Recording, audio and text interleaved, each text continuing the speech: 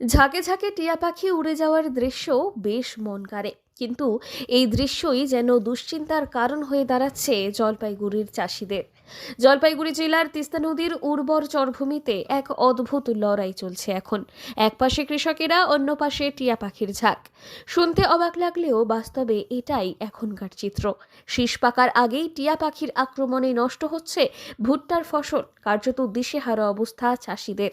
বলতে এমনি তো গরু বাছুর তো খায় না, বেড়া দেওয়া আছে ব্লেড তার দিয়ে, কিন্তু এখন দেখা যাচ্ছে শুধু টিয়া পাখিগুলো ঝাঁকে ঝাঁকে আসে। সকালের দিকে একটু বেশি আসে, আর বিকালে মোটামুটি 3টা-4টার দিকে আসে। মানে মোচাগুলো খেয়ে মানে অর্ধেক করে দিচ্ছে। ওই জমিতে গিয়ে দেখো তা কত জমি এই এই এলাকাতে এই এলাকাতে মোটামুটি আমার আছে 5 বিঘা, আমাদের ওই পাশের ওই জমিতে 4 বিঘা, মোটামুটি এখানে 20-25 বিঘা মতো জমি আছে আর কি। রোজই টিয়া পাখি? হ্যাঁ, রোজই টিয়া পাখিতেই খাচ্ছে। মানে হাট গরু ছাগলের ভয় নাই? না, গরু ছাগলের তো ব্যবস্থা করা আছে, ব্লেড তার দিয়ে বেড়া দেওয়া আছে। বছরের পর বছর এই তিস্তার চরভূমি ভুট্টা চাষের জন্য জলপাইগুড়ির কৃষকদের ভরসা জুগিয়েছে। ভালো ফলনের আশায় প্রত্যেক বছর এই মরশুমেই মাঠে নামেন তারা। কিন্তু চলতি বছর সেই চেনা ছবিতে বদল এসেছে অনেকটাই। কৃষকদের অভিযোগ, গাছে কলম এলেও ফলন পূর্ণতা পাওয়ার আগেই ঝাঁকে ঝাঁকে টিয়া পাখি এসে শীষ নষ্ট করে দিচ্ছে।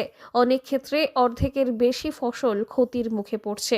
স্থানীয়দের মতে, অনুকূল আবহাওয়ার কারণে এবছর ভালো ফলনের সম্ভাবনা ছিল অনেকটাই, কিন্তু হঠাৎ টিয়া পাখির উপদ্রব বেড়ে যাওয়ায় সেই আশায় জল পড়েছে।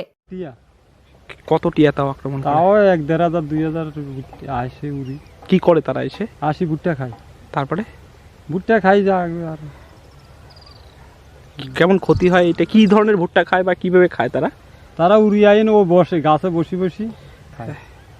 মানে নরম অংশটা। হুম, টিয়া পাখির আক্রমণে একটা সমস্যা। হ্যাঁ, টিয়া পাখির আক্রমণ আর পোকামাকড়ের আক্রমণ বেশি। না, কত বিঘা চাষ হয় এদিকে ভুট্টা? তাও এইদিকে ভুট্টার চাষ তো বহু বহু না? বহু।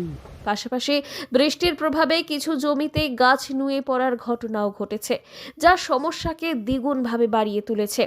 ফলত আর্থিক ক্ষতির আশঙ্কায় উদ্বেগেই দিন কাটাচ্ছেন চাষিরা।